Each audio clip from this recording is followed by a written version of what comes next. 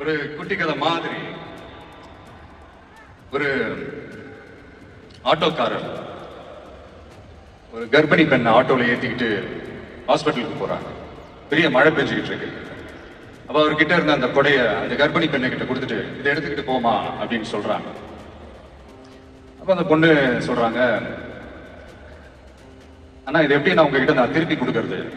அதுக்கு அந்த ஆட்டோக்காரர் சொல்றாரு, வேற யாருக்காவது தேவைப்படுறவங்களுக்கு கொடுத்துருமா அப்படின்னு சொல்லிட்டு அவர் போயிடுறாரு. அந்த கர்ப்பிணி பெண் அந்த கொடையை எடுத்துக்கிட்டு ஹாஸ்பிட்டல் வாசலுக்குள்ள போகும்போது அந்த வாசல்ல ஒரு பெரியவர் மழைக்கு பயந்துகிட்டு அப்படியே கை கட்டிக்கிட்டு நின்றுட்டு இருக்கிறாரு. அந்த கர்ப்பிணி பெண் அந்த கொடையை அந்த பெரியவர்கிட்ட கொடுத்து, ஐயா இதை எடுத்துட்டு போங்க ஐயா அப்படின்னு சொல்றாங்க. அதுக்கு அந்த பெரியவர் இதே மாதிரி கேட்கிறாரு, அம்மா நீங்க யாருன்னு எனக்கு தெரியாது, எப்படிமா இந்த கொடையை நான் திருப்பி உங்ககிட்ட கொடுக்கறது? அதுக்கு அந்த பொண்ணு சிரிச்சுக்கிட்டே சொல்றாங்க, வேற யாருக்காவது தேவைப்படுறவங்களுக்கு கொடுத்துருங்க ஐயா அப்படின்னு சொல்லிட்டு போயிடுறாங்க. உடனே அந்த பெரியவர் கொடையை எடுத்துக்கிட்டு பஸ் ஸ்டாப்புக்கு வராரு. பஸ் வருது, ஏறி போகும்போது அங்க பாக்குறாங்க ஒரு பூக்கார அம்மா பூவை வச்சுக்கிட்டு ஒரு அட்டையை மழைக்காக பிடிச்சிக்கிட்டு உட்கார்ந்துட்டு இருக்கிறாங்க. பெரியவர் போய் அந்த கொடையை அந்த பூக்கார அம்மா கிட்ட கொடுத்துட்டு அவர் பஸ் ஏறி போயிடுறாரு. பூக்கார அம்மா அந்த கொடையை எடுத்துக்கிட்டு வீட்டுக்கிட்ட வரும்போது அங்க ஒரு ஸ்கூல் படிக்கிற பொண்ணு பேக் எல்லாம் மாட்டிக்கிட்டு மழையில ஓடி வர்றாங்க. அவங்க போய் அந்த ஸ்கூல் பொண்ணு கிட்ட கொடையை கொடுத்துட்டு, மழையில நனையாதமா இதை எடுத்துக்கிட்டு போங்க அப்படின்னு சொல்றாங்க. அந்த பொண்ணு தேங்க்ஸ் அப்படின்னு சொல்லிட்டு வீட்டுக்கிட்ட வரும்போது அந்த பொண்ணோட அப்பா பதட்டத்தோட வாசல்ல நின்றுட்டு இருக்கிறாரு. பொண்ணு மழையில நனைஞ்சுக்கிட்டு வரணுமே அப்படின்ட்டு. அந்த அப்பா வேற யாரும் இல்ல, அந்த ஆட்டோக்காரர்.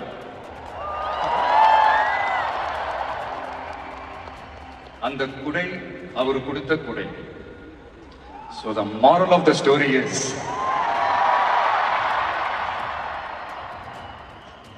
முடிஞ்ச வரைக்கும் எல்லாருக்கும் சின்ன சின்னதா ஒரு நல்லது, சின்ன சின்னதா ஒரு ஹெல்ப் அது செஞ்சு இருந்து பாருங்க. லைஃப் ஒரு மாதிரி ஜாலியா இன்ட்ரெஸ்டிங்கா இருக்கும். ஒரு ஃபேமஸ் சேயிங் ஒண்ணு இருக்கு, வெள்ளத்துல தவிக்கிற ஒருத்தருக்கு நீங்க படகு கொடுத்தீங்கன்னா பாலைவனத்துல நீங்க தவிக்கிறப்போ அது ஒட்டகமா வந்து நிற்கும். இப்ப யாராவது உங்களுக்கு ஏதாவது கெடுதல் செஞ்சுட்டாங்கன்னு வைங்களேன், அது நீங்க பழி வாங்கிட்டீங்கன்னு வைங்களேன், அந்த நாள் முழுக்க நீங்க சம மகிழ்ச்சியா இருப்பீங்க. எப்படி பார்த்தல எப்படி பழி வாங்கினேன். ஆனா அதே மனுஷனை மன்னிச்சு விட்டு பாருங்க, வாழ்நாள் முழுக்க நிம்மதியா இருக்கு. அதனால யாரையும் கஷ்டப்படுத்துறதுக்கோ யாரையும் அவமானப்படுத்துறதுக்கோ யாரையும் பழி வாங்குறதுக்கோ இல்லைங்க இந்த வாழ்க்கை.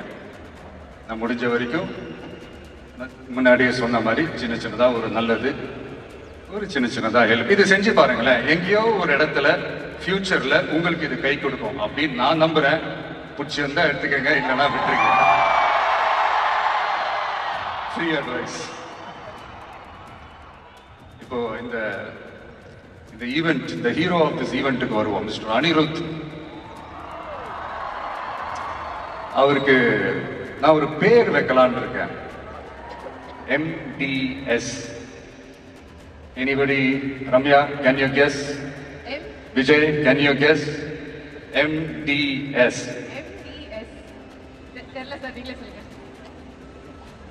Musical Departmental Store.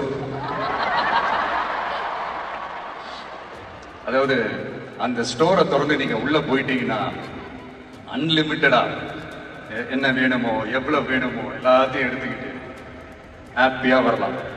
அது சாங்ஸா இருக்கட்டும், பிஜிஎம்மா இருக்கட்டும், இல்ல பேக்ரவுண்ட் ஸ்கோர்ல அந்த பிட் சாங்ஸா இருக்கட்டும், எஃபெக்ட்ஸா இருக்கட்டும். இந்த மாதிரி என்ன டிசப்பாயிண்ட் பண்ணதே இல்லை அனி.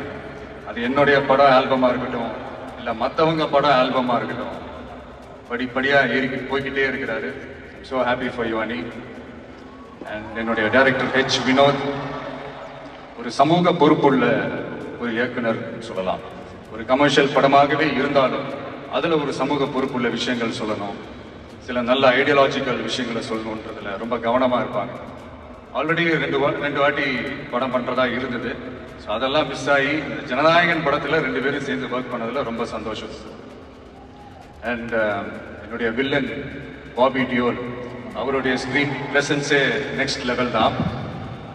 ஆக்சுவலா அவருடைய 2 முக்கியமான 2 படங்கள் தான் அதுலேருந்து இன்ஸ்பயர் ஆகி பண்ணது தான் பிரியமுடன், வில்லு எல்லாமே.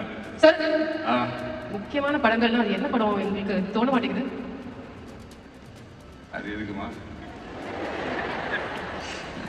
அதை நான் ஷூட் ஸ்பாட்ல அவர்கிட்ட சொல்லும் போது இதே தான் நான் சொன்னேன். சார் உங்களுக்கே தெரியாம உங்க 2 படத்தை நாங்க சுட்டுட்டோம் சார் அப்படின்னு. அவர் அப்படியே விச் மூவி அப்படின்னாரு. ஐயோ நம்மளே வாய் கொடுக்க மாட்டேங்கிட்டோம். அதனால அது மாதிரி நிறைய இன்ஸ்பயர் ஆயிருக்கும் அவருடைய படங்கள் பார்த்து. அதுதான் சொல்ல வந்தேன். குடும்பங்கள் கொண்டாடும் டாட்டாரா கூட மாறிடுவாங்க அப்படின்னு தான் நான் நினைக்கிறேன்.